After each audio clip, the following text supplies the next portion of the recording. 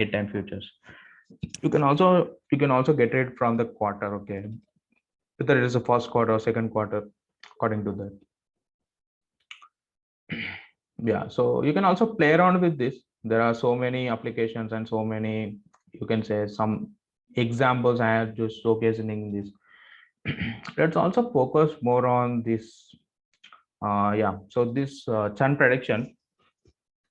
So what will happen, most of the companies we have churn predictions. Eventually, few of the employees may not be satisfied with their salaries. Few of the employees may not be satisfied with their learning opportunities in a company. So how does that going to help us to predict some of the churn? So we are predicting some churn according to that. So this is a case study with respect to something bank related. So whether we have to gain some of the new customers according to our given information. Okay, so this is the churn prediction problem. We have to analyze how many people are going to be churn in a month or in a 30 days, after 30 days. So these are the different, I can say these are some different columns we had: customer IDs and some of the vintage, whether the customer having the number of the dates and the age, something called as the gender, dependents, occupations related to the customer, and also the transactional details. You can also specify in the go more details about how does that going to be help us, and the different columns what we had, or you can say different features what we had with respect to that. So the idea is to get rid of the churn prediction by using some logistic regression models. I will also explain with you how does that going to help us, the logistic regression, or what are the mathematical equations we have to handle with respect to that. So let's go in details with respect to what are the required steps we have to follow with this churn prediction problem. So if you have a data set in your hand, so how do you determine this data set is going to be help us, and what are the different ED analysis going to be performed?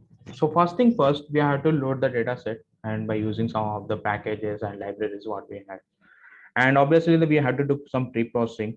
So these are some, you can say, so I will tell you some of the steps maybe. So first thing first, we have to be understand introduction. Okay, so we have to understand some business context on business constraints, context, and also the constraint that will very matter to you, because you need to know what is the outcome for that business. And secondly, you can formulate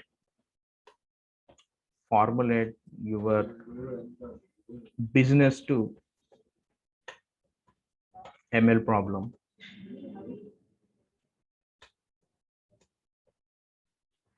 And then you can showcase as some of the pre-processing steps and the cleaning analysis. Otherwise, how does the employee, or how does the end user is going to be helpful to understand? And you can also go with something called as a feature engineering. Maybe you're going to be trained some of the feature engineering by using some of the other techniques what we had. And you can also go with feature importance,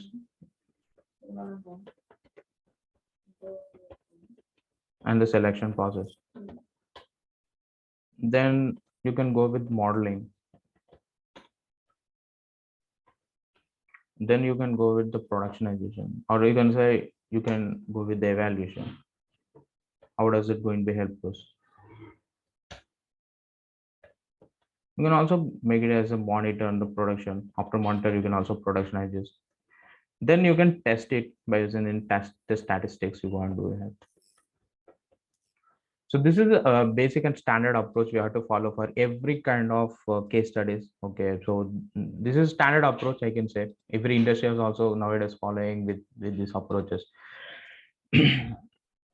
So this is the one crucial step. We need to understand some of the business content, what is the different concerns we are going to be showcased, whether is they required as a low latency requirements, or errors are more costly here. How does that going to be productionized, and how do you tell as a future interpretability of the model? And what are the required cloud environments you're going to be showcased with corresponding to this project?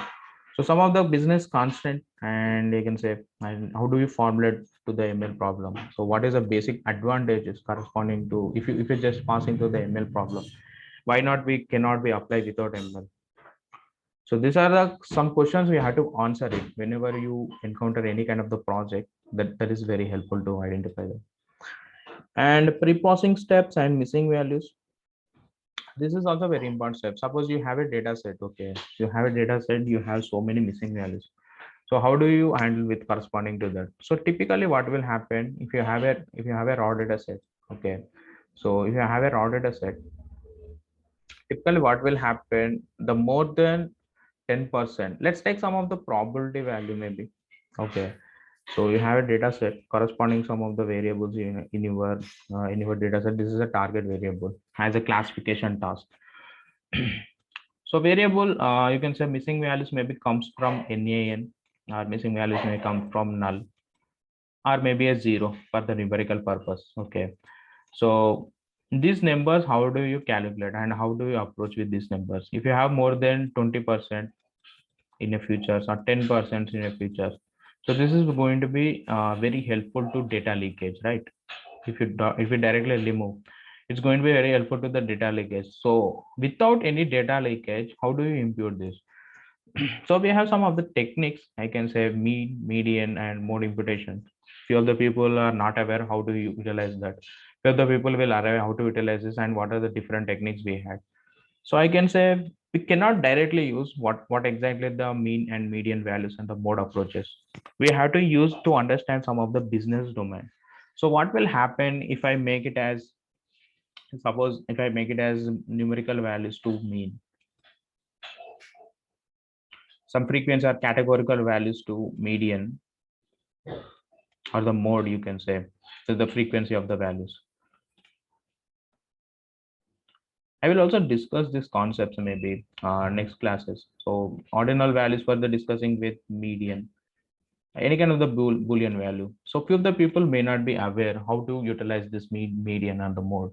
And we have also other techniques called as KNN imputation by using the KNN algorithm, and something called as a probabilistic imputation by using the probability value. We're going to be identify what is the likelihood probability to identify, and also the missing values to input some other variables. And we can also showcase with some other variables to identify like outliers. What are the different outliers we can remove? If the outliers are removed, the non values may be the removed or not. So what will happen? We can check some of the percentile value, missing percentile value above of the. Typically in the industry, we are just showcasing as a 5%. Above the 5%, we can take consideration into the you can say the imputation mechanisms what we had. And if it is a less than of the 5%, we can directly drop it. Okay, because because less than 5% is does not matter, maybe couple of the values like around 20 to 10 values. At the time, that not that much of data leakage, right? If you have a 10 million rows in your data set, that does not may not be affected if you remove the 10 or 20 elements or 20 observations. So it will be considered up to us whenever the you can also discuss with the end users to delete some of the values. It may not be useful that matter. And the second step is selecting some of the features based on some of the EDA conclusions. Okay, so this is also very interesting ideas. I can say this is we have to spend more than 70% of the time onto the data cleaning and also the pre-processing steps when compared to modeling and also the problem statement and analysis. So you have a raw data set. You have done missing values, some of the missing values, and something called as outlier detection also, that we are going to discuss maybe next classes. So yeah, I will explain to that how does that going to be help us. So you have a raw data set, you have done missing value, something called as the outlier detection. You have done some cleaning mechanism and tokenization mechanisms. Every step is done.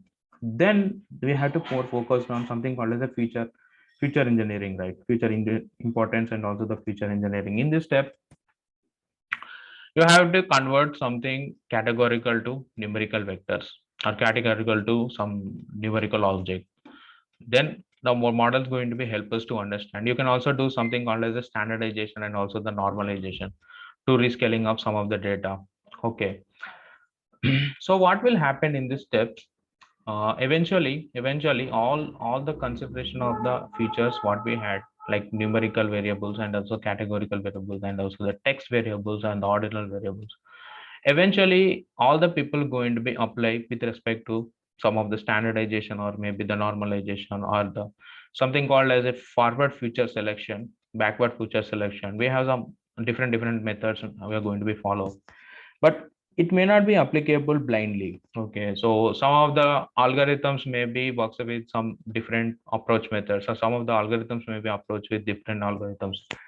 Eventually we cannot apply blindly. We had to unload with respect to the standardization going to be follows with corresponding the algorithm or not. Firstly we have to check that, then we can go with that, and then we can apply to the feature engineering techniques, whatever the techniques we had. Eventually if you understand the algorithm perspective very well, then how does your algorithm or how does your going data set going to be help us with respect to that. Otherwise you're going to be get the blind values, you may not be know you are getting the conclusion reasons are correct or not. So that's the reason we are going to be explain some baseline models after applying any kind of the feature engineering. Yeah, these are some of the evaluation matrices. So we have some of the evaluation matrices with respect to the classification and also the regression. We can also see that maybe to tomorrow's topic maybe. So you have to tell about the story corresponding to the evaluation models. How does your business going to be help us by using this model? And what is the what is the criteria to satisfy with corresponding the business with regarding productionization of this model? If suppose unseen point, okay, you have built a model, everything is set up. You have built a model. This is a model you have already done. Your productionization, that is fine. You got some money. Okay, then what will happen eventually if you are going to be get some unseen point like xq point. So this is does not works out with your production model. At this time how does your model is going to be help us evaluation matrix? You are taking consideration with respect to your training data set has a 98% accuracy. Let's take some example as accuracy as a KPI matrix you're going to be handled, but the unseen point we are going to be get around 70%. So how does that going to be help us to improve the results? So this is very major advantage or disadvantage with the corresponding to, right? 28% is very you can say very lengthy, or we can also call it as a generalization error for this generalization error. You can also get it from the terminology whenever you production these kind of the models. So the end user may not be satisfied with your results. According to that, the basic difference between the training and also the cross validation for the unseen point. So yeah, eventually model building is the most crucial step I can say, but we cannot spend that much of time onto it. We can spend more not more than the 25%. We have to trial and test it, that's it. Only we have to showcase as a predefined models what we had, and just compare with some of the baseline models, so that we identify with some of the other techniques called as hyperparameter tuning or the k-fold cross validation technique we have to apply it or not. So most probably we cannot be go with the details because of the low latency requirements and also the feature interpretability to showcase the end users. Some of the cases it will be works out, some of the cases may not be. And similarly the reverse process elimination, and also I can say forward features process and reverse backward features process, right? So in this case we are going to be do that maybe, and we can also take consideration for the top 10 features, so that we are going to be identified with respect to that. So so the all about we have to be build this model. Okay, we have to build this model according to whatever the feature constraints we had, and the requirement by using the end user. Okay, required by using the end user, then we can productionize this model according to that. After that only we are going to be get the good results with